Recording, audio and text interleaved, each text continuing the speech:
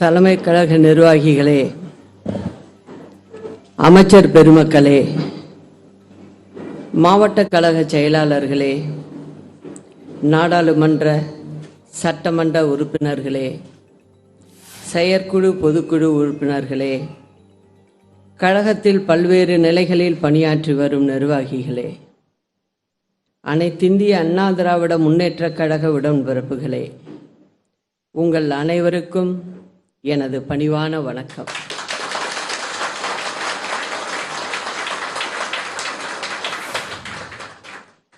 என் உயிரில் நான் சுமக்கிற அம்மாவை எந்நாளும் நெஞ்சத்தில் சுமந்து வாழும் என் அன்பு சகோதர சகோதரிகளே, உலகமே வியக்கிற வெற்றிகளால் அனைத்திந்திய அண்ணா திராவிட முன்னேற்றக் கழகத்தை வழிநடத்திய நம் அம்மா இப்போது நம்மிடம் இல்லாத நிலையில் இன்னும் 100 ஆண்டுகள் ஆனாலும் கழகம்தான் தமிழகத்தை ஆளும் என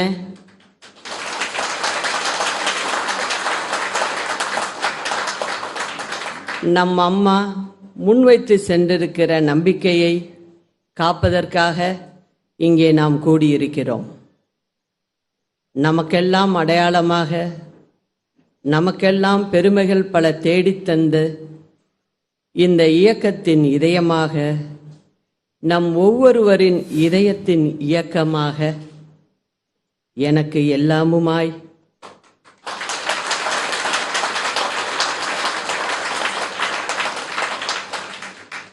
எனக்கு மட்டுமல்ல நம் அனைவருக்கும் எல்லாமுமாய் திகழ்ந்த நம் இதய தெய்வம் அம்மா அவர்களை வணங்குகிறேன்.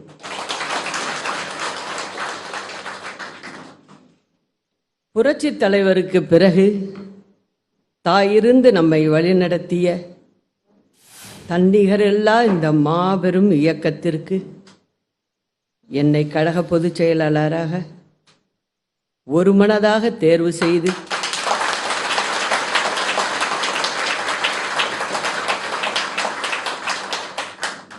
அம்மாவின் வழியில் கழக பணியாற்றிட என்னை பணித்தமைக்காக உங்கள் அனைவருக்கும் என் நெஞ்சார்ந்த நன்றியை தெரிவித்துக் கொள்கிறேன்.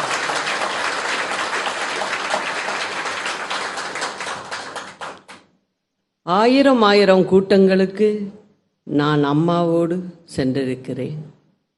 ஏறத்தாழ 33 ஆண்டுகளுக்கு மேலாக எத்தனையோ கூட்டங்களில் அம்மாவுடன் கலந்து கொண்டேன். ஆனால் இன்று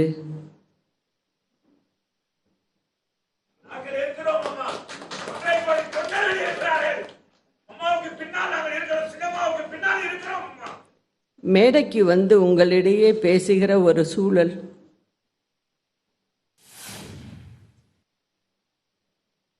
எனக்கு உருவாகி இருக்கிறது. உங்களின் அன்பு கட்டளையை ஏற்க வேண்டிய கடமையும் கட்டாயமும் எனக்கு ஏற்பட்டு உள்ளது. நான் கனவிலும் கூட நினைக்காத ஒன்று,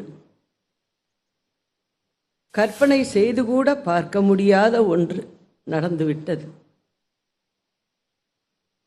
தலையில் இடி வந்து விழுந்ததைப் போல நன்கு உடல்நலம் தேறி வந்த நம் அம்மா நம்மை விட்டு பிரிந்து விட்டார். தன்னை நம்பி வந்த யாரையும் கைவிடாதவர் இன்று தனது மரணத்தின் மூலம் நம் அனைவரையும் கைவிட்டு விட்டார். நம் அம்மாவுக்கு இந்த இயக்கம்தான் வாழ்க்கை. எனக்கோ அம்மாதான் வாழ்க்கை.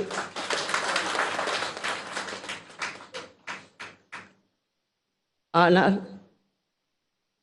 இறைவன் தன் அன்பு மகளை தன்னிடம் அழைத்து கொண்டு விட்டார்.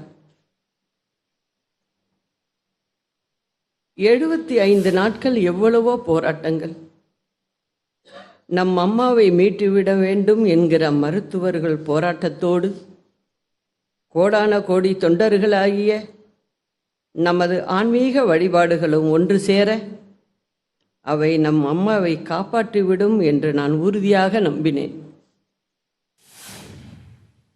தீவிர சிகிச்சை பிரிவில் இருந்து தனியறைக்கு வருகிற அளவுக்கு அம்மாவின் உடல்நிலையில் முன்னேற்றம் ஏற்பட்டது. எய்ம்ஸ் மருத்துவர்களை வரவழைத்தும் தலை சிறந்த சிகிச்சைகள் மேற்கொண்டோம். லண்டன் மருத்துவர்களை தொடர்ந்து சிங்கப்பூர் மருத்துவர்களின் பிசியோதெரப்பி சிகிச்சை தொடங்கப்பட்டது. இன்னும் சில நாளில் அம்மாவை பூரண நலம் பெற்ற முழுமதியாக போயஸ் தோட்டத்திற்கு அழைத்து வந்து விடுவேன் என்ற நம்பிக்கையோடு காத்திருந்த வேளையில் அம்மாவின் இதய துடிப்பை நிறுத்தி 10 கோடி தமிழ் மக்களின் பாசத்தாயை நம்மிடம் இருந்து இறைவன் பறித்து கொண்டான். இன்று நாட்டு அரசியலையே தென்னாட்டு பக்கம் திருப்பி காட்டிய ஒரு தேவதை இல்லாத அரசியல் மாடம் களையிழந்து நிற்கிறது. எனக்கோ அனைத்தையும் இழந்துவிட்டு நிற்கிற நிற்கதி நிலை. சில நிமிடங்கள் மட்டுமே அம்மாவை சந்தித்தவர்கள், சில முறை மட்டுமே அம்மாவை பார்த்தவர்கள், சில வினாடிகள் மட்டுமே அம்மாவிடம் பேசியவர்கள், அவர்களே இன்று அம்மாவின் பிரிவில் துடிக்கிறார்கள் என்றால் 33 வருடங்களை அம்மாவுடன் மட்டுமே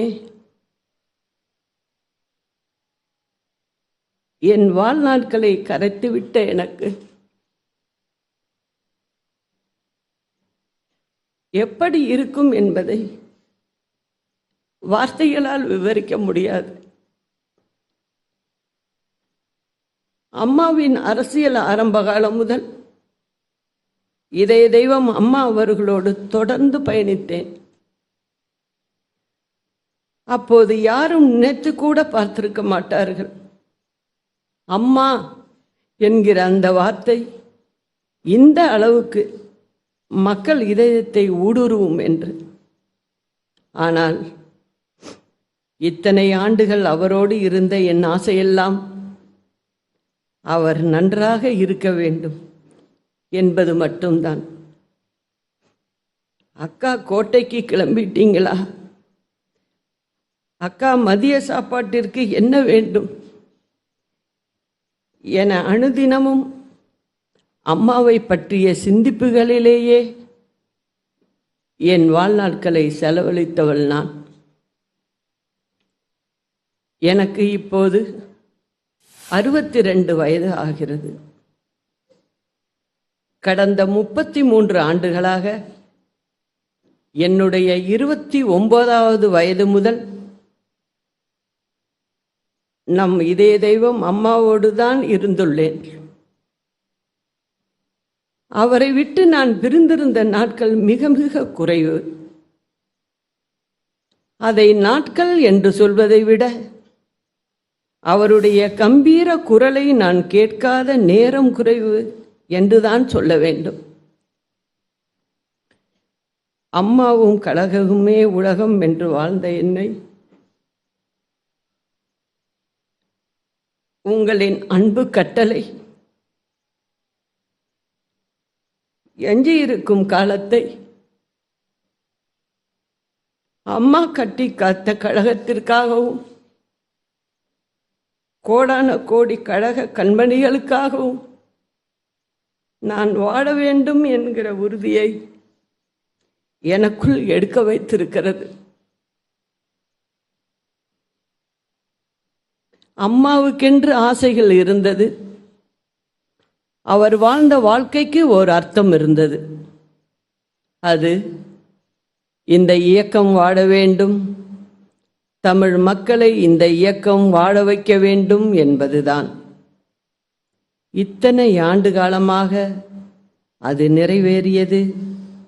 இனிமேலும் அது நிறைவேறிக் கொண்டுதான் இருக்கும்.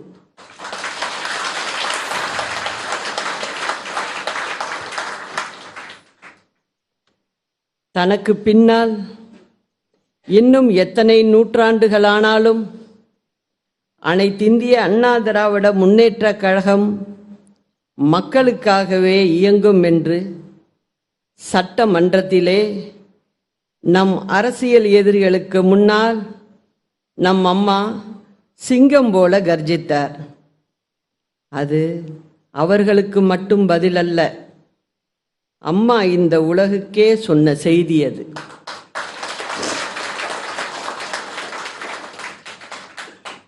எத்தனையோ போராட்டங்கள், அரசியல் நெருக்கடிகள், எதிரிகளின் சூழ்ச்சிகள், ஏற்றத்தாழ்வுகள் என எவ்வளவோ வந்தபோதிலும் அதிலெல்லாம் அம்மா வென்று வருவார், நான் உறுதுணையாக இருப்பேன். ஆனால் இன்று தாயை இழந்த பிள்ளைகளாய் நாம் தவித்துக் கொண்டிருக்கிறோம். உங்களின் பலரின் செயல்பாடுகளை, பண்புகளை அம்மா என்னிடம் பகிர்ந்து கொள்வார். எப்போதும் செயல்பாட்டையும் விசுவாசத்தையும் தான் நம் அம்மா இதய தெய்வம் நம்மிடம் எதிர்பார்த்தார்கள். சில நேரங்களில் அவற்றை கூடுதலாகவே எதிர்பார்த்தார்கள். அதற்குரிய வாய்ப்புகளையும் அவர் ஏற்படுத்தித்தான் தந்தார்கள். அத்தகைய நம் அம்மாவின் எதிர்பார்ப்புதான் நம்மை இயக்கும் சக்தியாக திகழ்ந்தது. அது தொடர்ந்து அமைந்திட வேண்டும். அணையா நெருப்பாக அதை நாம் ஒவ்வொருவரும் இதயத்தில் நிலைநிறுத்த வேண்டும். அடிப்படையில் அம்மா துணிச்சலின் பிறப்பிடம். அன்றைக்கு ஆணாதிக்கம் நிறைந்த அரசியலில் இந்தியா முழுவதும் தேடினாலும் ஒரு இந்திராவை தவிர வேறு ஒருவர் இல்லை என்ற நிலையில் நம் அம்மாவின் அரசியல் பிரவேசம்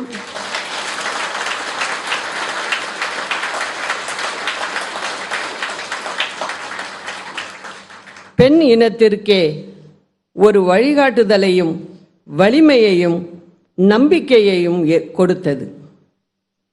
அரசியல் மாடங்களில் பெண்கள் பங்கேற்று பெரும் புகழ் சேர்க்க முடியும் என்கிற புரட்சிகர வரலாறு நம் அம்மாவால் தான் உருவானது.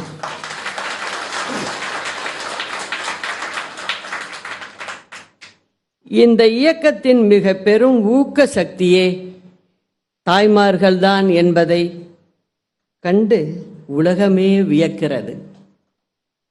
இன்றும் அம்மாவுக்கு பிறகு ஒரு பெண்ணாக நான் கழகத்தின் பொதுச் செயலாளர் கடமையை ஆற்றுவதற்கு முன் வந்திருக்கிறேன் என்று சொன்னால் அதற்கு மிக முக்கியமான காரணம் கோடான கோடி சகோதர சகோதரிகள் எனக்கு பக்க துணையாக நிற்பார்கள் என்கிற நம்பிக்கையில்தான். தந்தை பெரியாரின் தன்மானம், பேரறிஞர் அண்ணாவின் இனமானம், புரட்சித் தலைவரின் பொன்மனம், இவை யாவும் ஒருங்கே பெற்ற நம் புரட்சித் தலைவி அம்மாவின்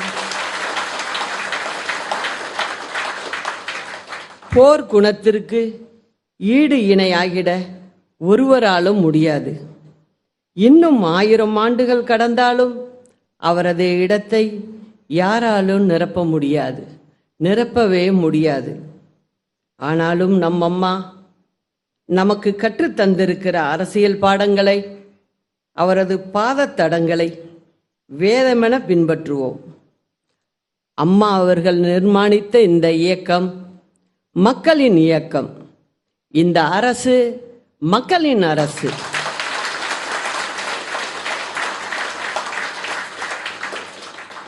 அவர் காட்டிய வழியில்தான் நம் பாதை, அவர் காட்டிய பாதையில்தான் நமது பயணம்.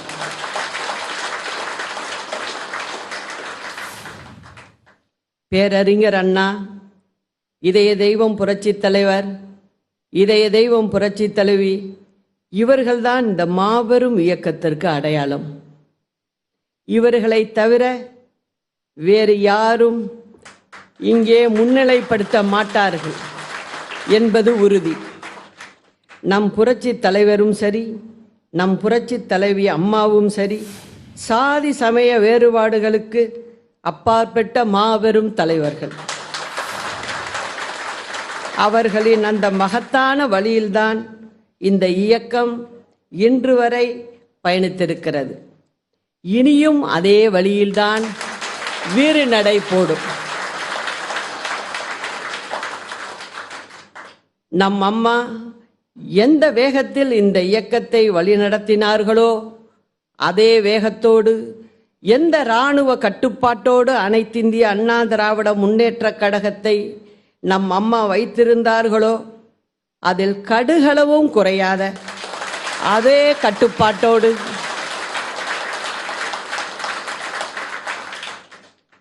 உழைக்கும் தொண்டர்களுக்கு உயர்வளித்து அழகு பார்க்க எந்த அளவுகோலை நம் அம்மா கொண்டிருந்தார்களோ அந்த அளவுகோலோடு நம் அம்மா காட்டிய வழியில் இருந்து இம்மி கூட விலகாமல் இந்த இயக்கத்தை கொண்டு செலுத்துவோம். கனி வெளியே தெரியும், காய் வெளியே தெரியும், பூ வெளியே தெரியும், இலை வெளியே தெரியும், கிளை வெளியே தெரியும். ஆனால் இதையெல்லாம் தாங்கி பிடித்து கொண்டிருக்கும் வேர் வெளியே தெரியாது. அந்த வேர்தான் அனைத்திந்திய அண்ணா திராவிட முன்னேற்றக் கழகம் என்கிற இந்த இமய பேர் இயக்கத்தை கட்டி காத்து கொண்டிருக்கும் அப்பழுக்கில்லா கோடான கோடி தொண்டர்கள். அவர்களின் உழைப்புத்தான் இந்த இயக்கத்தின் உயிர்நாடி என்பதை உணர்ந்து கழகத்தின் தொண்டர்களை நாம் கண் இமையாக காப்போம். தமிழக மக்களால் ஆராதிக்கப்படுகிற கழக அரசின் மீதான மக்களின் அன்பில் குன்றுமணி அளவுக்கு குறைவராது பாதுகாப்போம். நம் கருணை தாயின் மறைவில், அந்த சரித்திரத்தின் நிறைவில் கழகத்தை வீழ்த்திடலாம் என்று கணக்கு போட்ட சூது மதியாளர்களின் சூழ்ச்சிகளை முறியடித்து தாய் வழி வந்த தங்கங்கள் எல்லாம் ஓர் வழி நின்று நேர்வழி சென்றால் நாளை நமதே என்ற மக்கள் திலகத்தின் வாய்மொழியையே நாம் எந்நாளும் தாய்மொழியாக ஏற்போம்.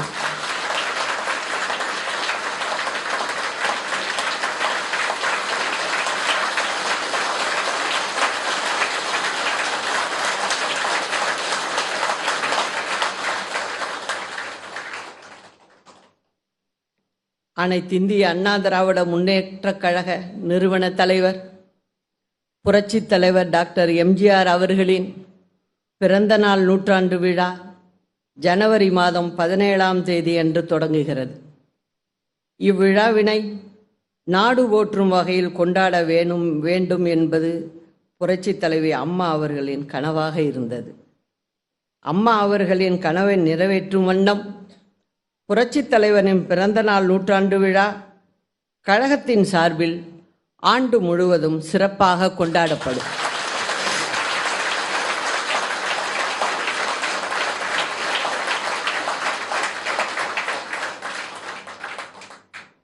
புரட்சித் தலைவர் பிறந்தநாள் நூற்றாண்டின் நினைவாக சிறப்பு அஞ்சல் தலையும் அவரது திருவுருவம் பொறிக்கப்பட்ட சிறப்பு நாணயமும் வெளியிட அனைத்திந்திய அண்ணா திராவிட முன்னேற்றக் கழகத்தின் சார்பில் மத்திய அரசை வலியுறுத்துவோம் என்பதையும் தெரிவித்துக் கொள்கிறேன்.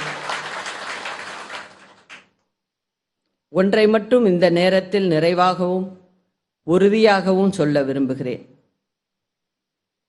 நம்மை இன்று விமர்சிப்பவரும் கூட நாளை மனமுவந்து நம்மை பின்தொடரும் அளவுக்கு ஒரு புனிதமான பொது வாழ்வை நாம் மேற்கொள்வோம்.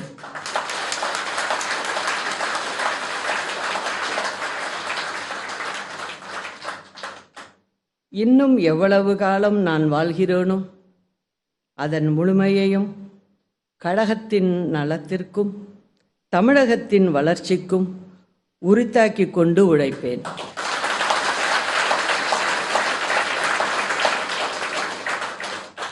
ஒன்றரை கோடி பிள்ளைகளை உன் வசத்தில் ஒப்படைத்திருக்கிறேன் என்று அம்மாவின் ஆன்மா என் அருகில் இருந்து ஆணையிடுவதாகவே என்றும் நான் உணர்கிறேன்.